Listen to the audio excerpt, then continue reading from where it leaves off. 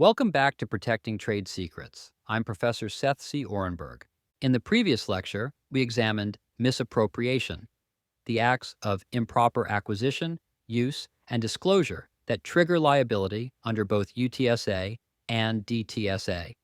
We explored how these parallel frameworks define wrongful conduct similarly, but diverge in jurisdiction, interstate commerce requirements, and whistleblower immunity protections. Now we turn to injunctive relief, the remedy most clients want when they discover misappropriation. Injunctions stop ongoing harm. They prevent defendants from using stolen secrets, from disclosing them to third parties, and sometimes from working in roles where disclosure seems inevitable. Unlike damages, which compensate for past losses, injunctions aim to prevent future damage. They're forward-looking, protective, and, when granted, powerful. But they're also limited. Courts issue injunctions reluctantly. They require clear evidence, proof of irreparable harm, and careful balancing of hardships. They're temporary by nature, designed to preserve the status quo during litigation or to eliminate an unfair head start, not to create permanent monopolies. And they come in forms that vary dramatically in scope and enforceability, from narrow use-based prohibitions to controversial employment restrictions that overlap with non-compete law. This lecture addresses three core questions. First, what must plaintiffs prove to obtain injunctive relief, and why do courts require irreparable harm? Second, what can injunctions actually prohibit, and what are their practical limits? Third, how does the DTSA's ex parte seizure remedy work, and why do courts grant it so rarely? By the end, you'll understand that injunctions are critical tools for trade secret enforcement, but they're also imperfect, contested, and constrained by competing policy concerns about employee mobility and market competition. Let's start with why injunctions matter more than damages in many trade secret cases. Trade secrets lose value when they're disclosed. Once a competitor learns your manufacturing process, your customer list, or your pricing algorithm, that knowledge can't be unlearned. Money can compensate for lost profits, but it can't restore exclusivity. That's why plaintiffs in trade secret cases almost always seek injunctive relief. The legal standard for injunctions, whether under UTSA or DTSA, requires plaintiffs to prove irreparable harm, injury that cannot be adequately remedied through monetary damages. In trade secret cases, irreparable harm usually means one of three things. First, loss of competitive advantage. If the defendant uses your secret to compete more effectively, you lose market share, customer relationships, and strategic positioning. These losses are hard to quantify. How do you measure the value of being first to market? How do you calculate the reputational damage from a competitor suddenly matching your innovation? Courts recognize that some harms can't be reduced to dollar figures. Second, erosion of confidentiality. Once a secret is out, it may spread further to the defendant's vendors, customers, or employees. Each new disclosure makes containment harder. Even if you eventually win damages, the secret may be irretrievably public by then. Third, difficulty proving causation. Even when losses are measurable, proving that they resulted from misappropriation rather than from market conditions, competitor innovation, or your own missteps is notoriously difficult. Damages require clear causal links. Injunctions don't. They stop the harm before causation becomes speculative. Courts applying UTSA and DTSA analyze these factors using a four-part test. Plaintiffs must show likelihood of success on the merits, a probable misappropriation claim, irreparable harm, injury that money can't fix, balance of hardships. Harm to plaintiff if denied exceeds harm to defendant if granted. Public interest. The injunction doesn't harm competition or public welfare. This test is the same under both statutes, but the outcomes vary based on factual context, the defendant's conduct, and the court's assessment of whether an injunction is truly necessary. Injunctions come in two pretrial forms: temporary restraining orders, or TRO, and preliminary injunctions. A TRO is emergency relief, issued without notice to the defendant in extreme circumstances. It's designed to freeze the situation for just a few days, long enough for the court to schedule a hearing where both sides can present evidence. Courts grant temporary restraining orders only when the plaintiff shows immediate and irreparable harm, harm so urgent that waiting even a few days for a hearing would destroy the trade secret. The plaintiff must also demonstrate that notifying the defendant would allow them to hide evidence, destroy documents, or accelerate disclosure. Temporary restraining orders are rare.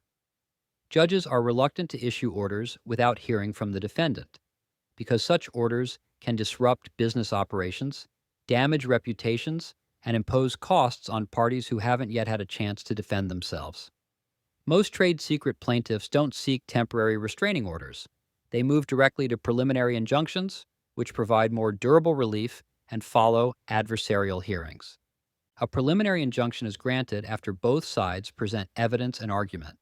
It lasts throughout the litigation, months or even years, until a final judgment is reached.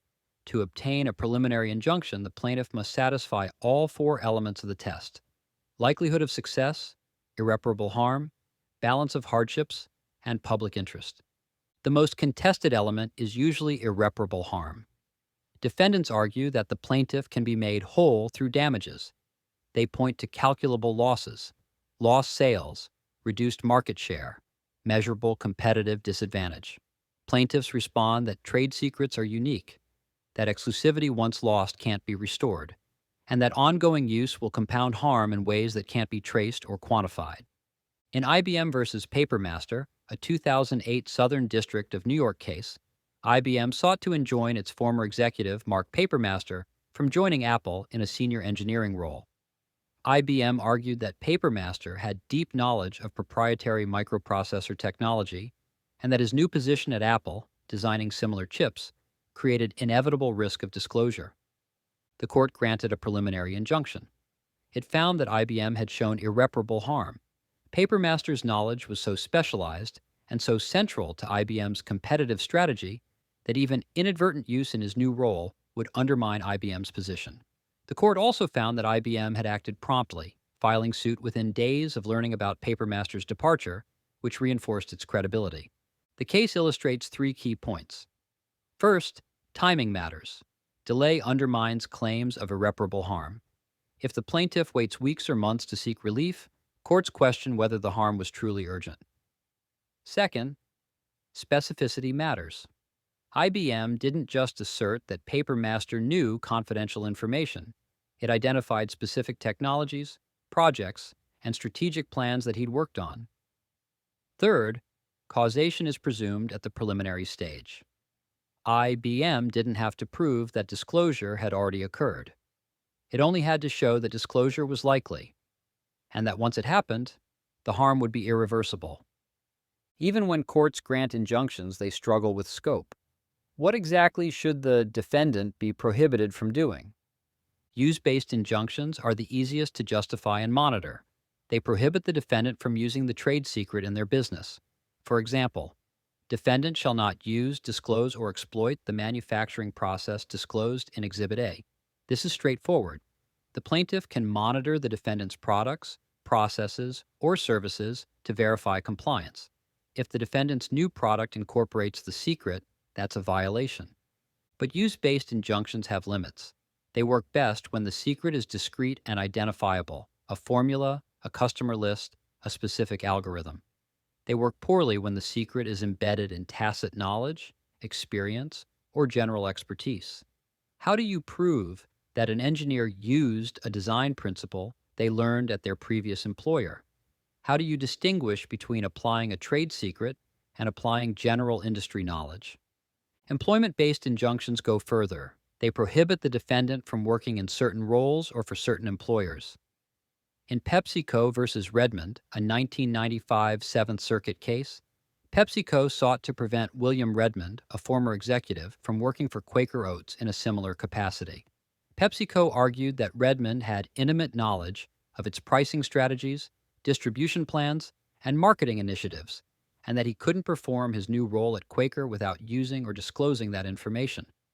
The court agreed.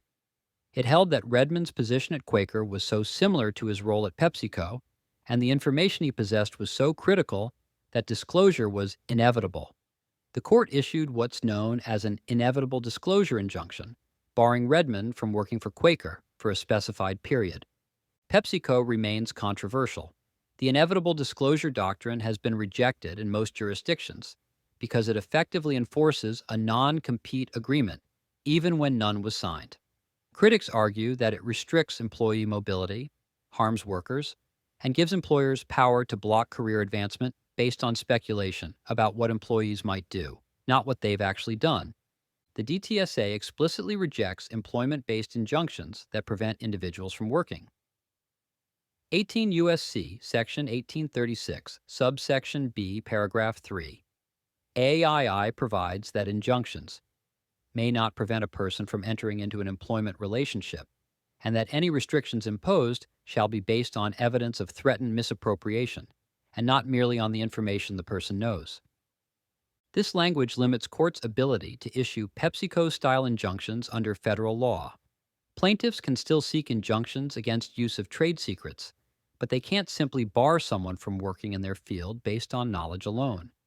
Memory-based injunctions, orders that require defendants to forget what they know, are nearly impossible to enforce. Courts recognize this. You can't unring the bell. Once someone has learned a process, seen a customer list, or absorbed strategic insights, they carry that knowledge forward. Injunctions can prohibit them from using it intentionally, but they can't erase memory or prevent unconscious application. This is why employment-based injunctions are so problematic. If a defendant can't be trusted not to use a trade secret, but also can't be forced to forget it, the only remedy is to prohibit them from working in roles where use seems likely. But that solution collides with public policy favoring worker mobility, especially in states like California, which refuse to enforce non-compete agreements at all. Even when injunctions are granted, they don't last forever. Courts impose duration limits to ensure that injunctions don't create permanent monopolies. The most common framework is the Head Start doctrine. Under this approach, an injunction should last only as long as it would have taken the defendant to develop the information lawfully through independent research, reverse engineering, or other proper means. In White v. Schlage Law Company, a 2002 California Court of Appeal case, the court held that an injunction prohibiting use of manufacturing trade secrets should last only for the period it would have taken the defendant to independently develop the same methods. If the defendant could have discovered the information in 2 years through its own R&D, the injunction should last 2 years, not indefinitely. The Head Start doctrine reflects a key policy balance. Trade secret law protects the effort invested in secrecy, not the idea itself. Once the defendant has been denied the unfair advantage of early access, the playing field is leveled. Extending the injunction beyond that point gives the plaintiff a competitive edge it didn't earn through innovation. It just delays legitimate competition. But calculating the Head Start period is difficult. How long would it have taken the defendant to reverse engineer a product? To independently develop a customer list? To figure out a pricing algorithm? Courts rely on expert testimony, industry evidence, and the defendant's own capabilities. The analysis is inherently speculative. Some injunctions are permanent. They prohibit use forever. But these are rare, and they apply only when the trade secret remains secret, and the defendant's use would perpetuate ongoing harm. If the secret becomes public through disclosure by third parties, expiration of related patents, or publication in industry journals, the injunction dissolves. There's no point in prohibiting use of information that's no longer confidential. The DTSA includes a remedy unavailable under UTSA, ex parte seizure. Under Section 1836, subsection B, Clause 2, courts can issue orders allowing plaintiffs to seize property necessary to prevent the propagation or dissemination of the trade secret without notice to the defendant and before a hearing. This is an extraordinary remedy. It allows plaintiffs to enter defendants' facilities, seize computers, hard drives, documents, and devices, essentially conducting a raid, before the defendant even knows a lawsuit has been filed. Congress included ex parte seizure in the DTSA to address situations where notice would allow defendants to destroy evidence or accelerate disclosure. But recognizing the potential for abuse, the statute imposes strict requirements. Courts may grant seizure only if the plaintiff shows a normal injunction would be inadequate because the defendant would evade, ignore, or undermine it. Immediate and irreparable injury will occur without seizure. The harm to plaintiff from denial outweighs harm to defendant from granting the order. The plaintiff is likely to succeed on the merits. The defendant has actual possession of the trade secret and would destroy, move, or hide it. The plaintiff has not publicized the seizure request. The target property can be described with reasonable particularity. The plaintiff posts a bond to cover potential damages if seizure was wrongful. These requirements are extremely difficult to meet. In Janssen Products versus Evenus Pharmaceuticals, a 2023 Third Circuit case, Janssen sought ex parte seizure to recover misappropriated pharmaceutical trade secrets. The court denied the request, finding that Janssen had not shown sufficient urgency or that Evenus would destroy evidence. The court emphasized that ex parte seizure is reserved for extraordinary circumstances, cases involving industrial espionage, imminent destruction, or defendants who have already demonstrated contempt for court authority. Since the DTSA's enactment in 2016, ex parte seizure orders have been granted very rarely. Most courts view them as too invasive, too disruptive, and too prone to misuse by plaintiffs seeking tactical advantages. The remedy exists in theory, but functions primarily as a deterrent, a signal that the most egregious trade secret theft can be met with aggressive, pre-hearing enforcement. Seeking an injunction is a strategic choice, not just a legal one. Speed versus thoroughness is the first trade-off. To get a preliminary injunction, plaintiffs must move fast. But rushing to court without solid evidence risks dismissal and undermines credibility. The best approach is to investigate thoroughly before filing, but file immediately once misappropriation is confirmed. Delay kills irreparable harm arguments. Relationship preservation is the second consideration. Injunctions are adversarial. Filing suit, especially seeking emergency relief, destroys business relationships.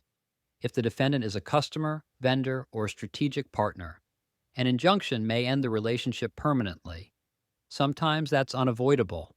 Other times, a cease and desist letter, a negotiated settlement, or a licensing arrangement achieves better outcomes at lower cost.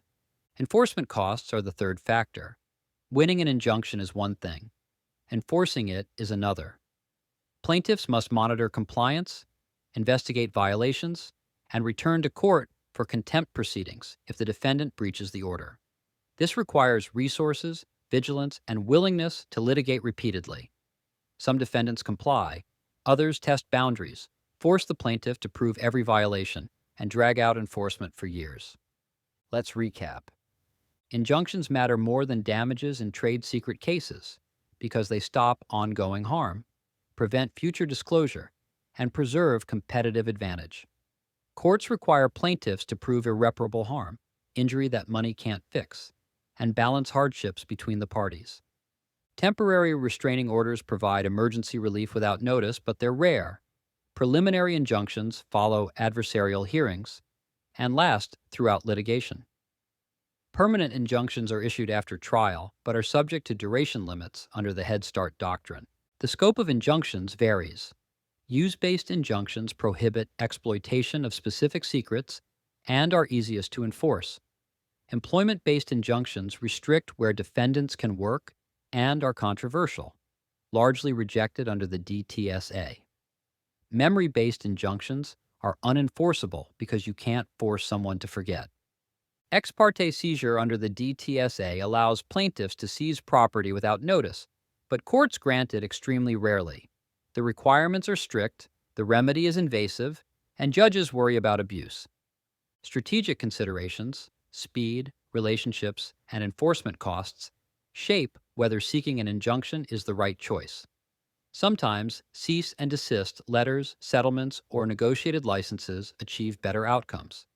In our next lecture, we'll turn to damages, royalties, and strategic enforcement choices, how to calculate monetary remedies, when to choose damages over injunctions, and how the Calabrese-Melamed framework helps counsel decide between property rules and liability rules. Thanks for listening. See you in the next lecture.